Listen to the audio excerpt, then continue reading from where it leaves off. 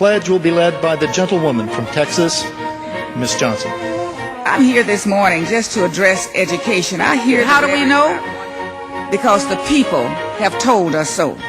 We represent the ideal way to alleviate the shortages is by ensuring that children of all races and both genders receive the basic grounding in science and mathematics that will prepare them to pursue careers as scientists, engineers, and technologists. Is it not time, then, for America to grow morally? For those who fear to answer this question, I will answer it for them. The time is now. Now more than ever, what happens in Washington impacts us here in the Dallas-Fort Worth area. Your Congresswoman, Eddie Bernice Johnson, will help you understand what goes on inside the federal government and share perspectives from today's leading policymakers and opinion leaders. And now, your Congresswoman, Eddie Bernice Johnson. Hello and welcome to this week's Capitol Report. And my guest today is Ryan Gallucci, the National Media Specialist for AMVETS. He is a graduate of the University of Rhode Island, and he served as a Civil Affairs Sergeant in the Army Reserves for 8 years. In 2003, he deployed to support the Operation Iraqi Freedom, and his accomplishments in Iraq earned him a meritorious Bronze Star and an Army Commendations Medal. He has been enrolled in the VA healthcare system since August of 2004. I want to welcome him to the show and also tell you that I am a granddaughter, daughter, niece, sister, and spouse of veterans. So I have great regard for veterans, and I was a registered nurse with the Veterans Administration for 15 years prior to coming into public office. So tell me a bit about your organization. Well, AMVETS is it's one of the largest congressionally chartered veterans service organizations in the country. And as far as the large organizations are concerned, it's actually the most inclusive, and membership eligibility is open to anyone who has served honorably in the United States military since World War II, including members of the National Guard and Reserve, regardless of overseas service.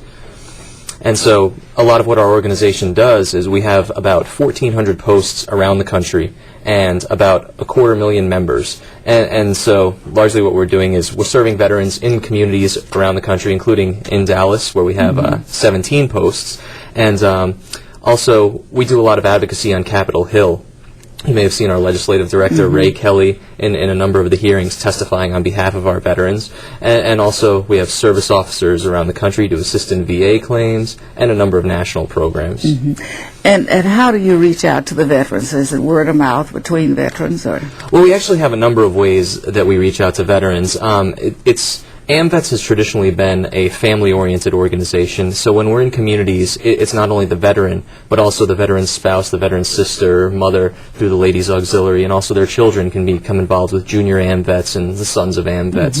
And one of the ways we reach out to members of the community is through our work with the National Guard and Reserve units nearby. A lot of our posts are integrated with their citizen soldiers, so they'll go down for their family days, going away parties, and things like that, and they'll keep in touch with the troops while they're deployed. Another way is, of course, we're leveraging social media these days. We have our website, www.amvets.org, and we also launched a blog for our magazine, Facebook groups, and things like that. So basically, it runs the gamut. And lots of volunteers in the Veterans Hospital are. Absolutely. One of the things that we're very proud of is the VAVS program, the Voluntary Service Program. And in 2008 alone, we had about 450,000 hours of community service in VA facilities. And in the Dallas-Fort Worth area, I know a lot of our AMVETS are visiting with sick and hospitalized veterans, taking veterans back and forth to their appointments, and just making sure that somebody remembers that they care about them in the community. Well, what kind of challenges are veterans facing now returning to civilian life? Well, actually, there's a number of challenges that veterans are facing, and a lot of them are personal in nature to me, as I'm sure you can imagine, having served in the present conflict. And a lot of them have to do with education, transition assistance, and also healthcare and benefits delivery. As a matter of fact, in 2006, what AMVETS did is we hosted a national symposium on the needs of young veterans, which was held in Chicago. And what we developed out of that was this report. And this established, basically on on four primary areas. We address healthcare, benefits, education, and homelessness. And we came up with, I want to say, about 120 different issues that we sought to address over the coming years. And actually what we're planning to do in this summer at our national convention is host a follow-up to this symposium where we plan to bring in at least 100 veterans from our departments around the country to discuss ways in which we've satisfied some of these issues, ways they've been improved upon, and also to identify some new key issues that are facing post 9/11 veterans. You know, some years ago, we didn't hear about many of these problems. Are these problems fairly new and coming? Unfortunately, and I'm sure you've seen in your experience, these are a lot of the same problems that our veterans have faced for generations. For instance, there's been a lot of attention paid to post-traumatic stress disorder and traumatic brain injuries. And I'm sure from your experience, 15 years serving in the VA, you've seen that our Vietnam veterans had enormous transitional difficulties dealing with post-traumatic stress disorder, and we're trying to understand it a lot better these days. But it's still something. There's a stigma that surrounds it. People are apprehensive about seeking treatment for it. I saw it among a lot of my own battle buddies when I was serving in Iraq. You're a soldier. You're supposed to be tough, and so when you come home, if you're having trouble sleeping, if you're having anger issues, if you're having trouble getting out of work, going to find a job, like finding value in your life, you're not going to be the first one to come out and say, you know, I need help. Because you're a soldier, you're tough. You're taught that's how you solve your problems by drink water and drive on. But and so these issues aren't something that's new or exclusive to the post 9/11 generation. Well, I think that I think we are seeing more post-traumatic stress syndrome issues, and I think we will continue to see a higher percentage because of the type of war that it is. That's true.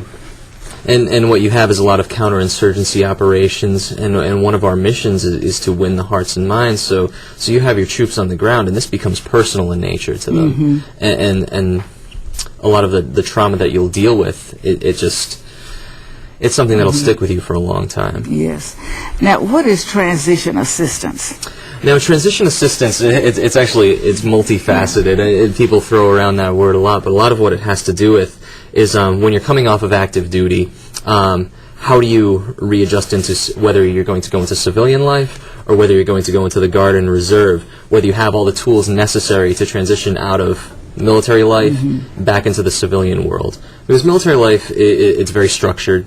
You're told where to be, what uniform to wear, and what to do. When you go back into the civilian sector, it's not as simple. And so with transition assistance, what we want to do is help with benefits on delivery from discharge, as far as knowing which VA benefits are out there, what you're eligible for, and how to get it quickly. Right now there's a massive claims backlog, let's say about 6 months to process a VA benefits claim, and that's really unacceptable. You'll have such a gap in care once the service member leaves active duty to when they finally start to receive their benefits.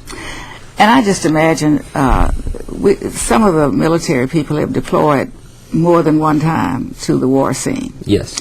And that takes them away from family a while. So when they come home, the family has really adjusted without their presence. And so I just imagine that the children, many are born while they're away, have to get accustomed to having this person